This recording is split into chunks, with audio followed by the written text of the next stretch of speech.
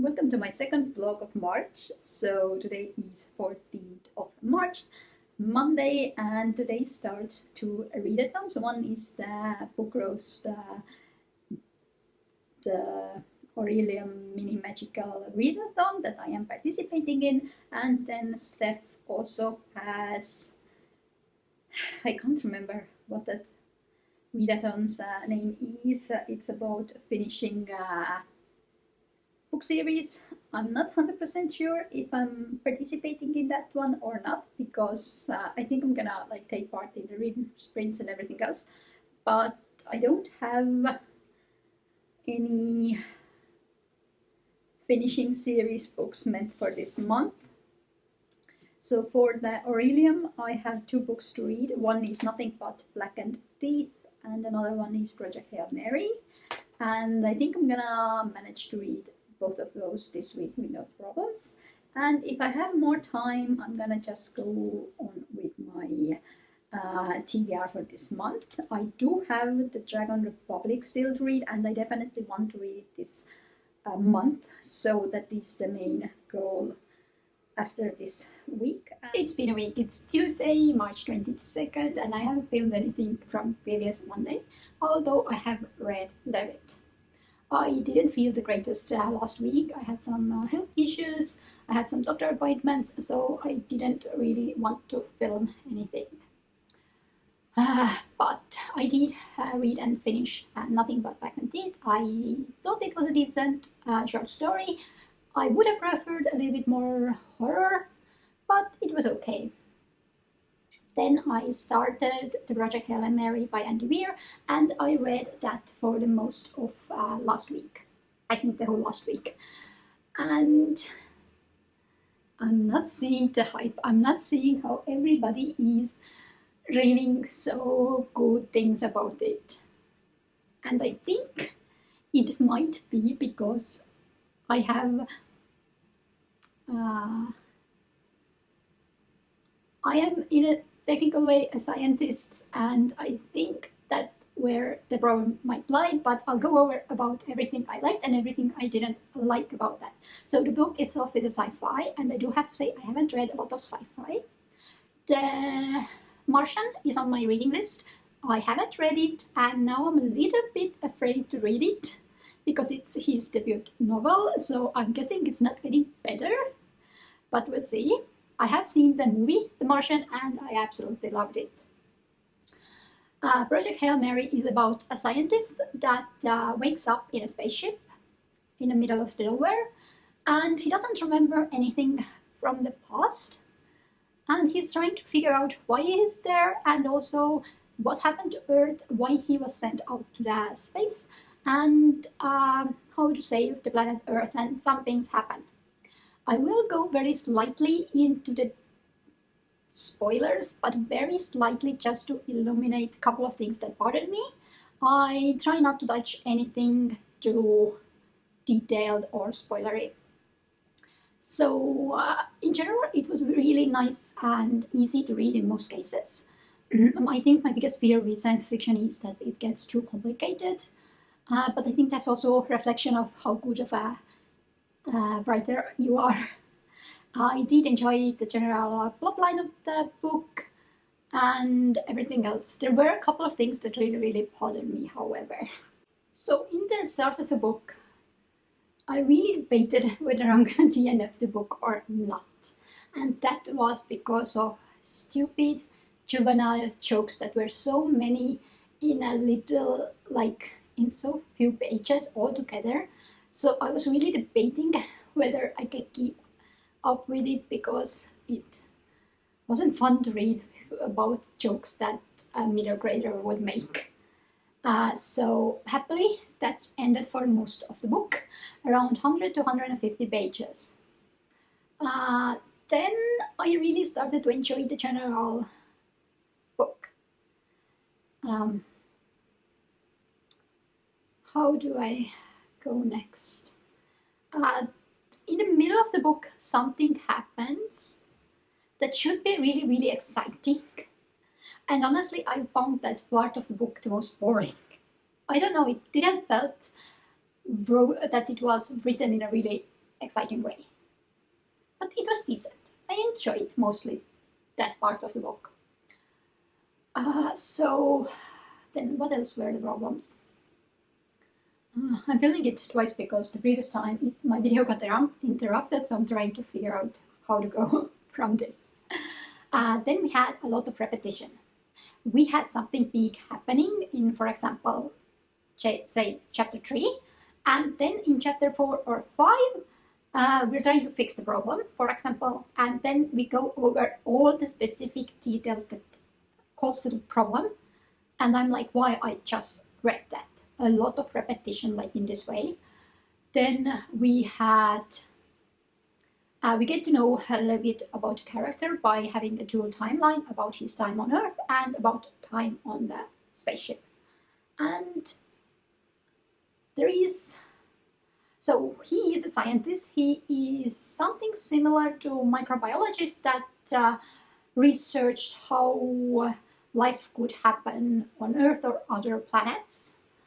And I'm okay with him knowing astronomy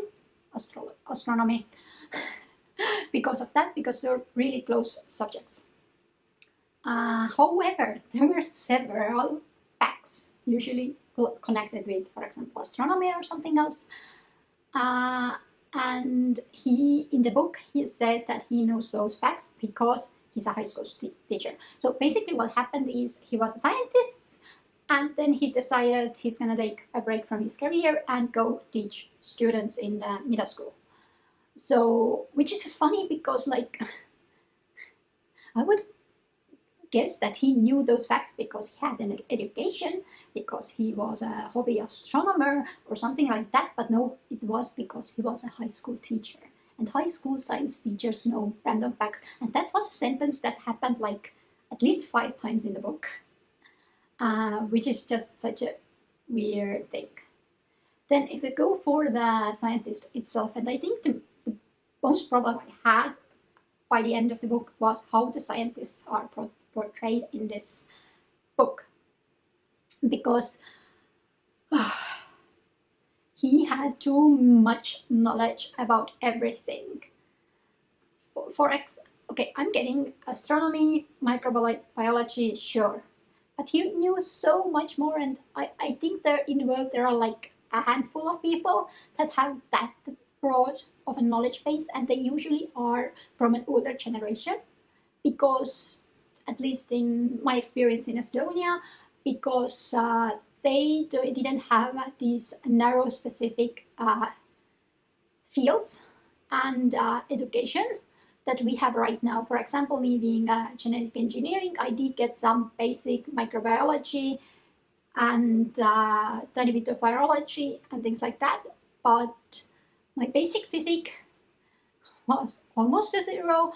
We did get very tiny bit of chemistry that I have forgotten absolutely, and anatomy, we barely got anything. But the older generation, for example, my professors, they mostly had chemistry education or physics education because they didn't have these field subjects, and everything else was changing, and that is why they have a really broad knowledge.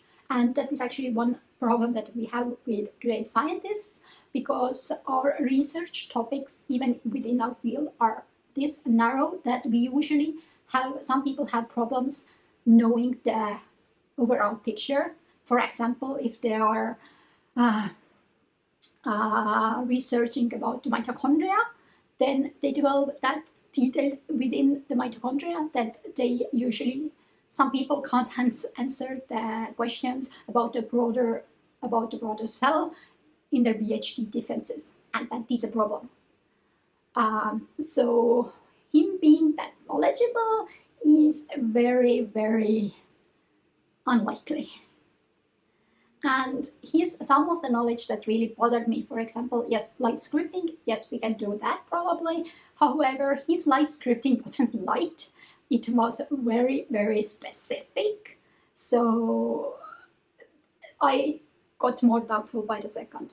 And in another way, there was a lot of his run-ins with Earth scientists, and they usually wear like really knowledgeable, top of their field people who have gotten a Nobel Prize in biology and all these kinds. So my camera cut off, but I was saying that the whole betrayal of the scientists is what bothered me the most. And maybe most people who isn't in the scientific career find it funny and humorous, but why? Why? And figuring that the author himself is an engineer, I think he would have more experience with scientists. And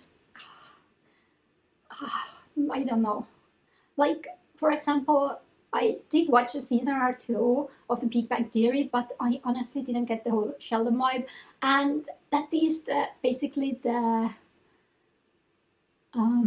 stereotype that is being used in this book a lot. There's also the Russian stereotypes, because yes, Russians drink vodka, but honestly, if you're a professional, you're an astronomer, then you also know, like, you're not drunk all the time.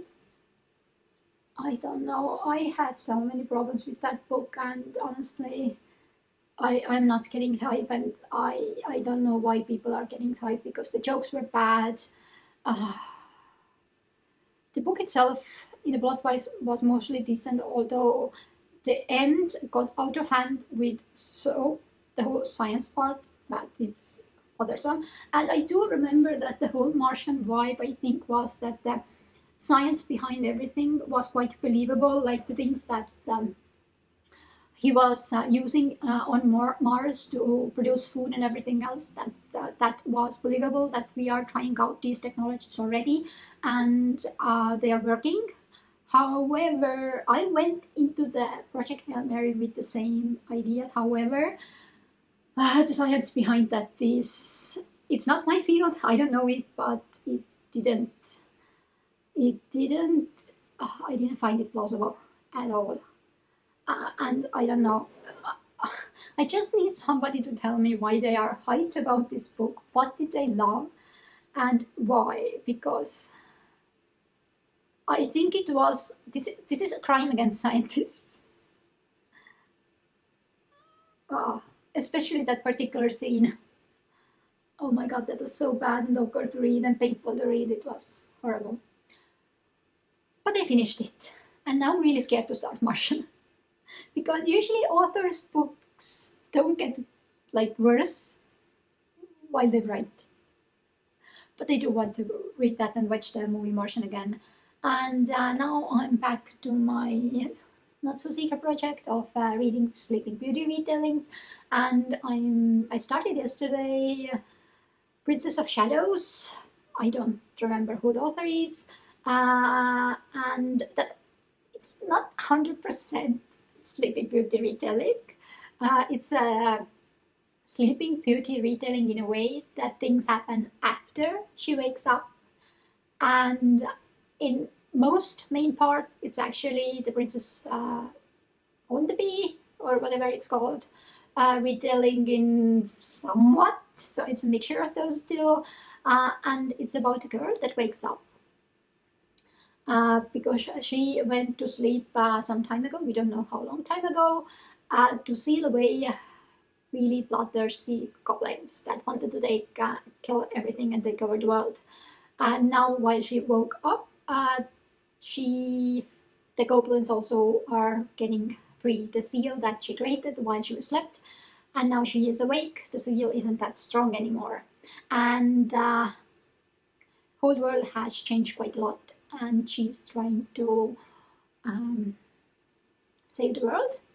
However, there's a prince in her where she went to sleep, and he's trying to find princess to solidify his right to rule, because they're not of noble birth. They took over some time ago. And it's somewhat also a bachelor vibes going on, where our main character Lena enters as a princess, and in the princess trials, so whoever wins, the prince is going to marry. So It's a really nice, fast read, fun, and I am absolutely enjoying. I think last night I started it and I read over half of the book, so I really, really enjoy it, and it's such a fresh breath of air after Project Hail Mary. So, hi. I honestly don't remember when was the last time I filmed anything for this vlog, and I'm sorry about that. This won't be very exciting. Today is the 30th of March, and I'm around halfway into Dragon Republic. I have, if I'm finishing this today, and I do plan to finish this soon, then I have 300 more pages to read, and I'm pretty certain I won't manage to finish this by the end of the month, so it will go 1 or 2 days into April, I'm guessing. And also, what is it? Malice by Heather Walter. I have listened to it the first 2 hours, I think, out of 13. So that's not going also well. So my health hasn't been the greatest. I have been feeling really, really tired. It's the side effect of one drug or medicine that I'm taking, but I stopped taking that for right now. So hopefully it gets better. But I'm changing medicine, so there are always some side effects for me lately. But hopefully the weather is getting better. Yesterday was such a big snowstorm, and like -5 degrees, and everything was white. And honestly, I just want warm spring weather. I know our spring weather isn't usually warm. It's cold because of all the wind, but I want sun. I want warm. I want +degrees. For the Malice, I'm intrigued by it. I'm not gonna say anything else. For the Dragon Republic, I honestly can't remember what I talked about previously, but I don't know why I had such a problem picking it up, but maybe because of what is going on in the world, in the Ukraine. I did read The Light of All That Falls by James Islington when the war started, and there were a lot of war and gory scenes and sensitive content. And now we have this that isn't much better. In some ways, it doesn't feel as dark as Poppy War, but also it feels a little bit more darker. For the Poppy War, what I remember, there was that one scene that was absolutely horrific, and for the rest of the book, we had a lot of like mentions of one sentence of something like rape, killing, murder, burning, things like that. And after that, we had a humorous sentence from Rin or one of the Sykes, or somebody. The Syke is a group of assassins, where Rin will be part of at least some part of that first book. And it really kind of bothered me because of the humors, and I wasn't certain whether it was just weirdly written to make light of, to lessen the darker side of the book, or maybe it was just how Rin was dealing with all the horrific scenes. In this one, we don't have that much humor, and it's definitely not anywhere near like gory scenes or memories from the first book. At least I think in most cases, and it isn't anymore like one sentence. It's a whole. What's it called? It's a little bit more, so it does feel darker in that way. We have had a couple of like gorier scenes and memories, especially with people telling of all that happened in the book one, but we haven't had this like brutal longer chapter in this book yet, and I don't even know if it will happen. In otherwise, not a lot is happening, but we get a lot of dealing with Rin, the aftermath of the book one, about her powers, about what is her place in there, what does she believe is doing the right and everything else. And what we are seeing in this book is whether Rin, the leader, versus Rin, the soldier, the follower of the orders. And we see those two aspects of her quite a lot, and also what is suited best for her. So I'm enjoying it, but I'm moving slowly through this book. Honestly, depressive as shit. So I want something fun and nice to read, and I've been wanting to read some sort of smart book for some time.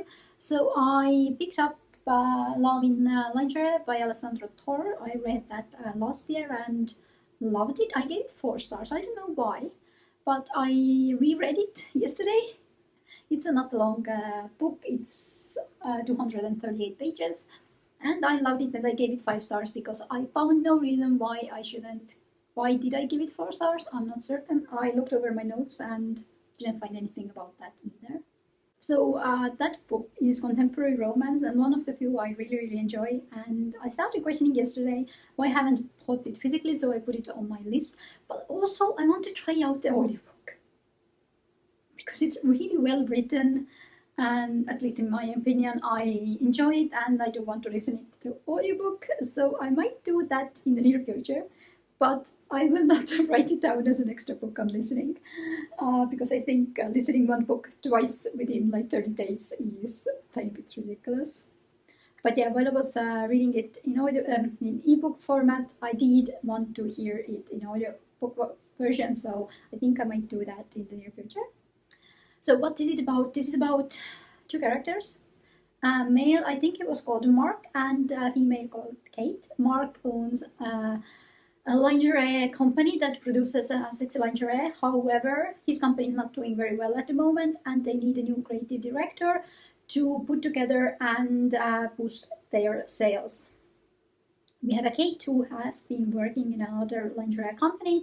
However, she has a really mean boss and no possible future for promotion, so she decided to apply for the company. However, Mark has one policy in his company. Because previous experiences, he does not allow sexual intercourses between workers, and that means also for him. So we see these 2 characters flirting with each other. We see the tension throughout the years. We see their friendship growing, their reactions to people, both of them dating other people. And also there are some scenes where he's a proper flirt, and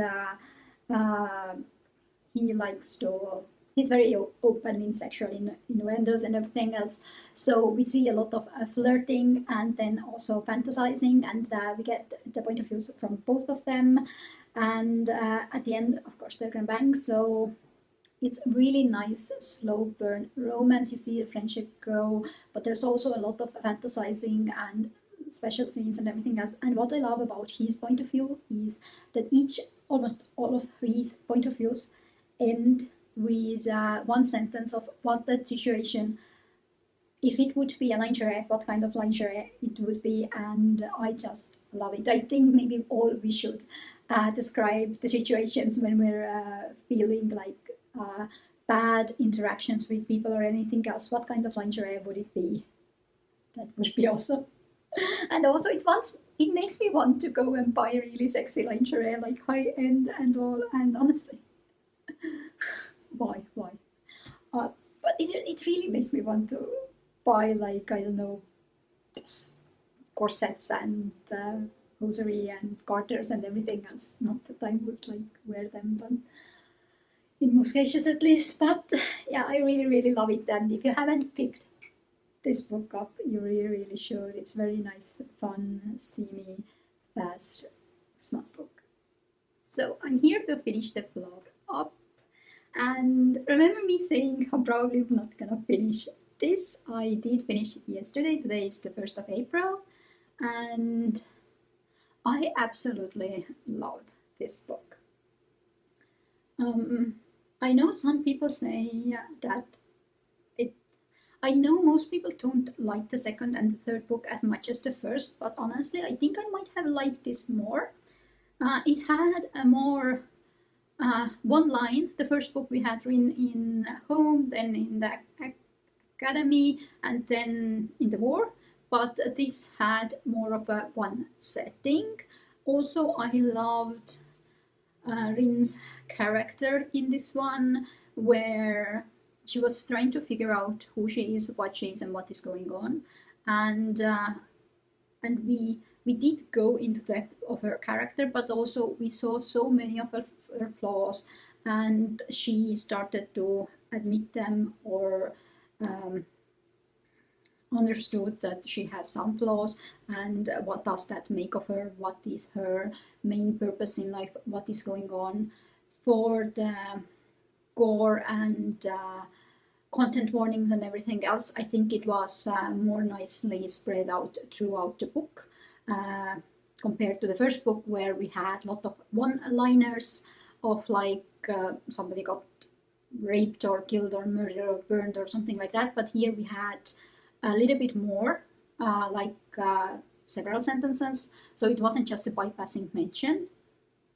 We got into more details, and it was all like spread out really nicely, while in the first book we had the weird sentences and then the very graphical, really bad scene at the near the end of the book. So I really liked this book, I think even more than the first one. I also liked all the backstabbing and the political maneuvering and everything else going on. I did read a couple of like not 5-star reviews of this book, and one mentioned that this is way too close to actual events, like she could draw parallels of this character being this character in real life, these are the plot lines and everything else. For me, I wasn't bothered by it because I know almost nothing of Asia or Chinese history, but this series really is making me interested in it, and I think that that's the best thing it could do. It wants me to educate myself, to see myself what has happened, because it has such a rich and long history, and of course everything isn't good, and I want to know more. And I think that's the best thing a fantasy book based on real events or real places could do.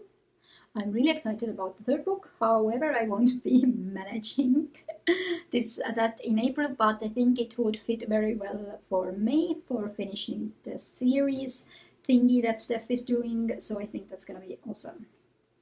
I still have Malice by Heather Walters, I think, to read. I am somewhere in the middle of it, and I'm quite enjoying it. And then also on the iPad I started Black Lies by Alessandra Torre, and I don't like it. I really don't like it. I'm gonna continue with that in the beginning of April in my next blog.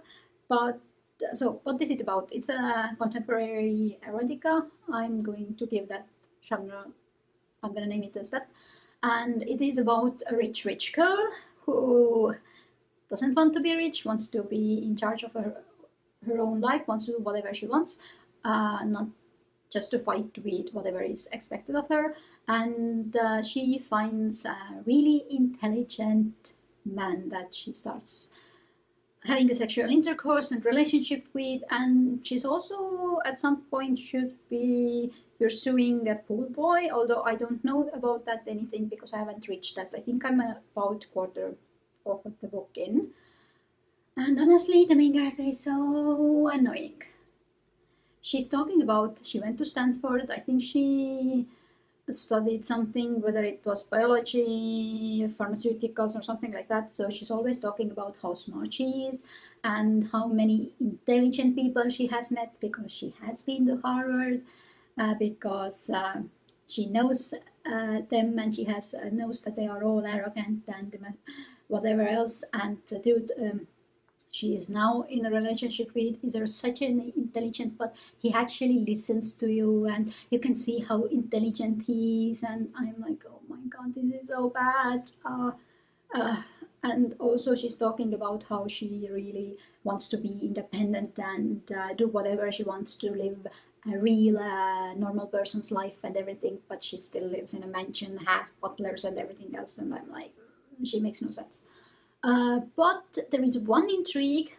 I may think that the intelligent dude that she's pursuing, maybe he's a psychopath and serial killer. I don't know. There have been some hints about missing females, and his family is really, really weird. But I have gotten no confirmations, and I started with Alessandra Torre with the Ghostwriter, which is more of a mystery thrillery book. So I can expect everything from her, I think. But yeah, that's about it. So I'm gonna finish the vlog here. I do hope it has been a tiny bit boring and weird vlog, but hopefully things get better. I'm hoping April will be warm and we can do maybe some vlogs outside if it's not too windy, or something, at least some nice nature shots or something else. So we'll see. But I'll see you soon.